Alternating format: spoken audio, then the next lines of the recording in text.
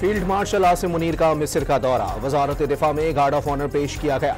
Field marshal की मिस्री वजीर दिफा और मुसल्लह अफवाज के चीफ से मुलाकातें, बाहमी दिलचस्पी के उमूर, इलाकाई सलामती और दो तरफा ताउन पर तबादला ख्याल। वफाकी काबीना ने तहरीक लब्बैक पर पाबंदी की मंजूरी दे दी। फैसला वजीर आजम शहबाज शरीफ की जेर सदारत इजलास में किया गया। मजहबी जमात को कलअदम करार देने के हतमी फैसले के लिए रेफरेंस सुप्रीम कोर्ट भेजा जाएगा।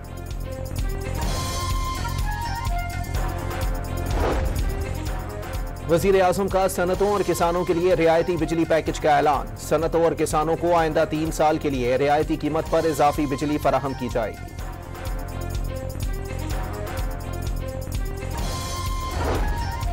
गवर्नर पंजाब सरदार सलीम हैदर खान की गवर्नर हाउस पेशावर आमद। गवर्नर फैसल करीम कुंडी से मुलाकात में सूबे के अमन व अमान, गुड गवर्नेंस और सियासी सूरत हाल पर तबादला ख्याल।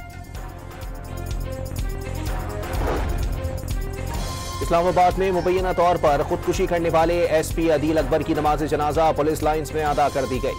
वजीर मुमलिकत तलाल चौधरी और पुलिस हुकाम के अलावा शहरियों की बड़ी तादाद में शिरकत।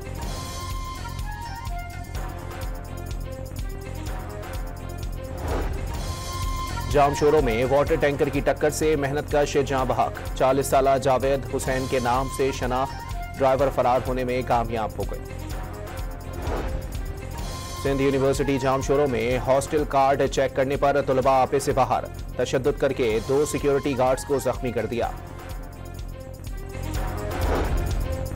और दुबई के MMA इवेंट में पाकिस्तानी फाइटर के मुक्कों के सामने भारतीय हरीफ बेबस।